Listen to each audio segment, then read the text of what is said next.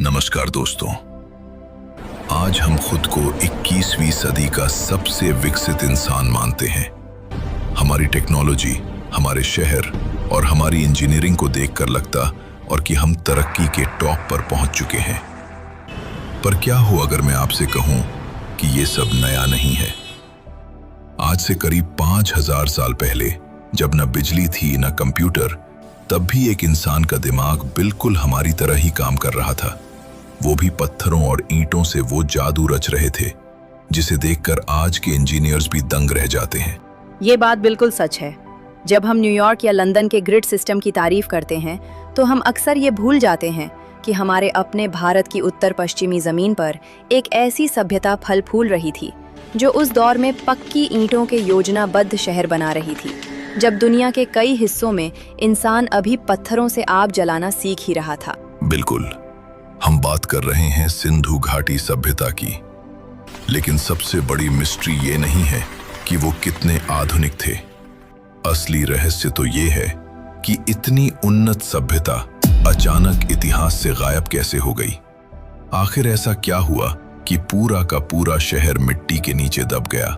और आज इस वीडियो में हम जानेंगे कि सिंधु घाटी सभ्यता का विनाश कैसे हुआ, इसके पीछे कौन कौन से संभावित कारण हो सकते हैं, और साथ ही ये भी कि इस अद्भुत सभ्यता की खोज सबसे पहले कब और किसने की थी।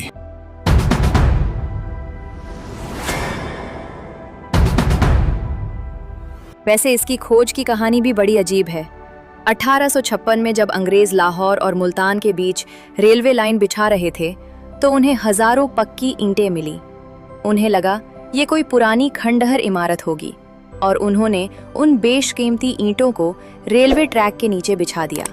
सोचो, उन्होंने अनजाने में दुनिया की सबसे पुरानी सभ्यता की नींव पर ट्रेन चला दी। लेकिन असली खुलासा 1920 के दशक में हुआ। दयाराम साहनी और आर.डी. बैनर्जी ने जब हड़प्पा और मोहनजोदड़ो की खुदाई की तो पूरी दुनिया दंग रह गई। मिट्टी के नीचे से बाकायदा योजनाबद्ध तरीके से बने शहर निकलने लगे। अक्सर लोग सोचते हैं कि पुरानी सभ्यता मतलब आदिम लोग, लेकिन इनका ड्रेनेज सिस्टम आज के कई आधुनिक शहरों से बेहतर था। हर घर की नाली बाहर एक ढकी हुई मुख्य नाली से जुड़ी थी। और सबसे दिलचस्प बात यह है कि वहां कोई बड़ा महल या मंदिर नहीं मिला। मिस्र में पिरामिड थे जो राजा की ताकत दिखाते थे, लेकिन यहाँ ग्रेट बाथ जैसे सार्वजनिक स्थान मिले। इससे पता चलता है कि वो एक ऐसी सोसाइटी थी जहां समानता और सामुदायिक भलाई सबसे ऊपर थी। और उनका व्यापार तंत्र भी कमाल का था। उनकी मुहरें मेसोपोटामिया तक मिली हैं, मतलब वो हजारों मील दूर तक समुद्री व्यापार करते थे। उनके पास लोथल जैसा विकसित बंदरगाह था। लेकिन 1900 ईसा पूर्व के आसपास चीजें बदलने लगी। खुदाई में मिले ईंटों की क्वालिटी खराब हो गई थी और शहरों में कचरा जमा होने लगा था। जो अनुशासन पहले था वो गायब हो रहा था। ऐसा लग रहा था जैसे पूरा सिस्टम फेल हो रहा हो। लोग शहरों को छोड़कर छोटे गांवों की ओर भाग रहे थे, जैसे कोई बहुत बड़ा संकट उनके दरवाजे पर खड़ा था। वैज्ञानिक कई थ्योरी देते हैं। मोहनजोदड़ो की खुदाई में गाद की कई परतें मिली हैं, जिससे लगता है कि शहर कम से कम 7 बार बाढ़ में डूबा। शायद सिंधु नदी ने अपना रास्ता बदल लिया था। लेकिन सिर्फ बाढ़ से पूरी सभ्यता तो खत्म नहीं हो सकती। एक बड़ी थ्योरी सरस्वती नदी के सूखने की भी है। सैटेलाइट इमेजरी बताती है कि घग्गर हकरा नदी धीरे धीरे सूख गई, जिससे खेती का आधार ही खत्म हो गया। सही कहा। जब पेट भरने के लिए अनाज ही नहीं बचा तो लाखों लोगों के पास पलायन करने के अलावा कोई रास्ता नहीं था। एक समय तो ये भी कहा गया कि बाहरी हमलावरों आर्यों ने उन्हें खत्म कर दिया, क्योंकि कुछ गलियों में कंकाल मिले थे।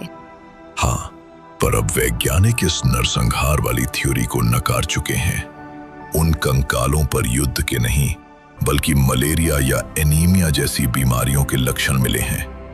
मुमकिन है कि बढ़ती गंदगी और जल संकट ने किसी महामारी को जन्म दिया हो। तो दोस्तों, अंत में हम ये कह सकते हैं कि वो लोग मरे नहीं बल्कि बदल गए। वो पूर्व की तरफ गंगा के मैदानों की ओर बढ़ गए और अपनी संस्कृति साथ ले गए। सच है, हमारी आज की योग परंपरा हो या पीपल की पूजा, ये सब सिंधु घाटी की ही विरासत है।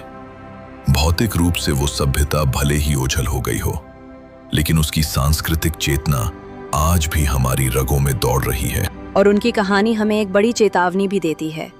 अगर हम प्रकृति के साथ खिलवाड़ करेंगे तो मिट्टी हमें वापस खींच लेगी, चाहे हम कितने भी तकनीकी रूप से आगे क्यों न हो। वाकई दोस्तों, सिंधु घाटी का इतिहास हमें गौरव भी देता है और सीख भी। दोस्तों, आप इस रहस्य के बारे में क्या सोचते हैं? क्या ये बाढ़ थी, सूखा था या कुछ और? हमें कमेंट्स में बताएं। और ऐसे ही और ऐतिहासिक रहस्यों के लिए हमारे चैनल सनातन स्टोरी हब को सब्सक्राइब करना न भूलें। मिलते हैं अगले वीडियो में।